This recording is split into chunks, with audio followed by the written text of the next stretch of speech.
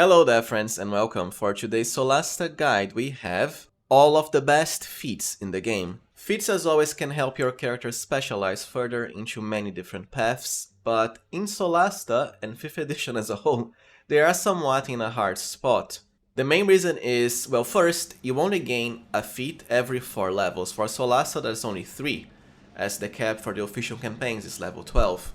Second, at every 4 levels you get to choose between getting a new feat or improving one of your ability scores by +2 or 2 by +1. Usually the ability score increase will be better, but there are some cases where feats can really make your build shine.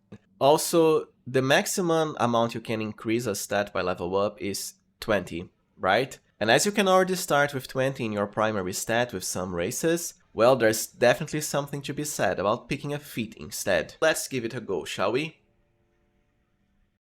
I might as well start with one of the best feats overall, Flawless Concentration. It's grayed out here because only spellcasters can get access to it. And it has 2 great uses. It's of course directly tied to the concentration mechanic. You might already know it, but to put it simply, most of the powerful spells in the game require concentration. And if you get hit while you have a concentration effect active, you have to make a concentration check or lose the effect. Which is why this poor Sorak who was flying as a concentration spell fell down into his death. All because he didn't have Flawless Concentration.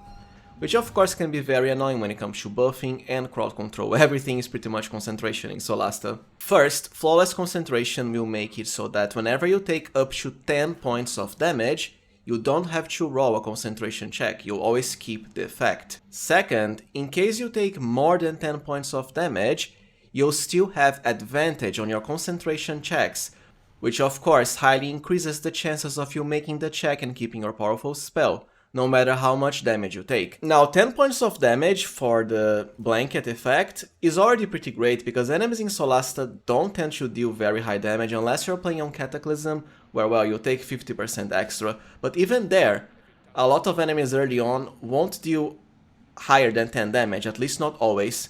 And even if they do, you'll still benefit from the secondary effect anyways. It's definitely a must pick, and one of the very rare cases where I'd say pretty much almost any spellcaster will want Flawless Concentration as early as level 4. Another feat that can be somewhat nice is Armor Master. Whenever you are wearing any type of armor, light, medium, heavy, doesn't matter, you'll get a +1 to your AC. It might not seem like much, but well, bonuses to AC in Solasta are kinda rare, it is a low numbers game after all, so the extra +1 can help you. Of course, depending on your class, you might prefer to increase your attributes instead for higher AC. For example, Barbarian gets AC bonuses from both Dexterity and Constitution. Because each feat can also become a +2 to a stat of choice, well, you might as well, let's say, increase Constitution in this case here, which would provide a +1 to AC together with bonus hit points. But for a tank character, it's definitely a great choice, especially after you maxed out your stats. Now the rest of the feats, I'd say, are rather situational and depend on your type of build. For example, if you're playing a dual-wielding character, you might consider Ambidextrous, which lets you dual-wield any type of weapon in the game, well, besides two-handed ones of course, because by default, you can only dual-wield 2 light weapons at once. For example, 2 short swords. You cannot dual-wield rapiers, or even wield a rapier and a short sword on the offhand, unless you have Ambidextrous, because rapiers are not light weapons. Of course, it does matter a bit because, well, one of the best weapons in the game is a rapier and you can get 2 of them, while the other best weapon is a battle axe. You can also get 2, and well, it's also a medium instead of light weapon. With Ambidextrous you can dual wield 2 of the strongest weapons. I wouldn't say it's absolutely necessary though, because weapons like short swords when dual wielding and applying the dexterity bonus to attack and damage and armor class are also great. Speaking about dual wielding, the Twin Blade feat can be quite helpful as well. Whenever you are about to get hit with a melee attack and you are dual wielding, you can spend a reaction to gain a huge +3 AC. Reactions are of course always amazing because they are actions done during the opponent's turn, so they don't really cost you anything. And +3 is definitely a respectable enough amount in Solasta as to make this worth it. Cloak and Dagger can be quite handy as well. Whenever you hit the enemy with a light weapon, you gain a +2 to AC until the start of your next turn. While it does require you to hit the enemy, because Solasta is a turn-based game, the enemies will only attack you during their turn, so you most likely will get to benefit from this feat for multiple enemy attacks. When it comes to two-handed weapons, Follow-up Strike can be quite the nice feat. Whenever you attack with a two-handed weapon, you can then use a bonus action to make another melee attack, dealing reduced damage 1d4 plus your strength bonus, which should definitely be +5 even at level 1, so that's 5 to 9 extra damage. Now this feat will depend on your class. Some classes like Monk and Barbarian, well, they already have innate abilities that let you get extra attacks as bonus actions, and you are limited to just one bonus action per round. On the other hand, for a class like, let's say, Paladin, who doesn't have an ability like this can result in an extra attack with decent enough damage. Solasta is all about low numbers, as I've said many times. Another great two-handed feat is Mighty Blow. Whenever you attack with a two-handed weapon, you deal additional damage equal to half your strength modifier rounded up, which means even at level 1 you can already achieve +3 extra damage to all of your two-handed attacks due to the +5 modifier. I'd say this is definitely worth picking for a two-handed character, because +3 static damage per hit can matter a lot in a game like Solasta, whereas in something like Pathfinder it would be pretty weak. Meanwhile, for ranged characters, Uncanny Accuracy can be helpful. It pretty much lets you ignore almost all cover types. Whenever the enemy is under cover, it will reduce your attack rolls against them, and being able to ignore everything just like that is great. It also increases your dexterity by +1, but if you're playing, let's say, an elf or a halfling, you can already start with maximum dexterity anyways.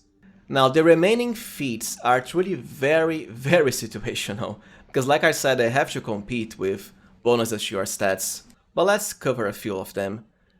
First, you have the Creed line of feats. There's a different creed for each god, and they each increase a different stat by +1, together with granting you proficiency in a different type of saving throw, which means you have a bonus to them. Ideally, the best ones to me are Mizai, because dexterity bonuses are always helpful, and proficiency with dexterity saves too, because it's the main way of avoiding or reducing spell damage. Creed of Arum, on the other hand, grants proficiency with constitution saves, which can help against some annoying enemy attacks like undead foes such as vampires. The extra constitution can also help you get more hit points depending on your stats.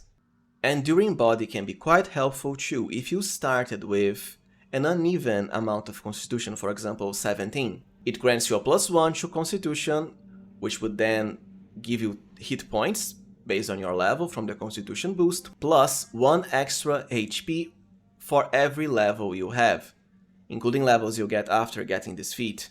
So the end result is we have an extra hit point per level because of our new constitution modifier, together with yet another from the Enduring Body secondary bonus, for double hit points per level.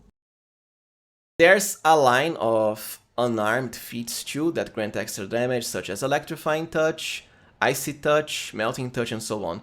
They all do the same, except you can only pick one, and they do a different type of elemental damage, equal to your proficiency bonus. The main issue I have with this is it's only applied for the first attack, which is kinda disappointing. It's not really like Mighty Blow, which is applied to every single one of your two-handed attacks. I don't think they are worth it.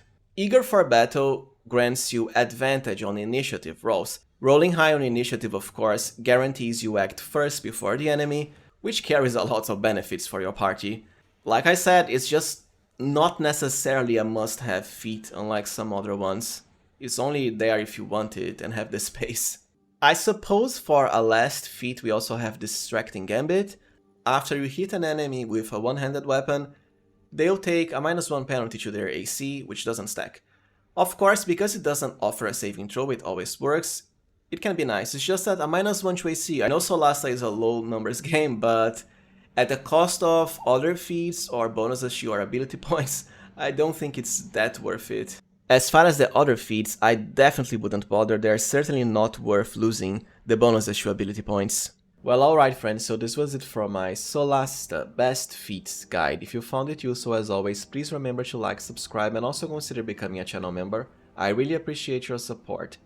Thank you for watching and see you next time, friends.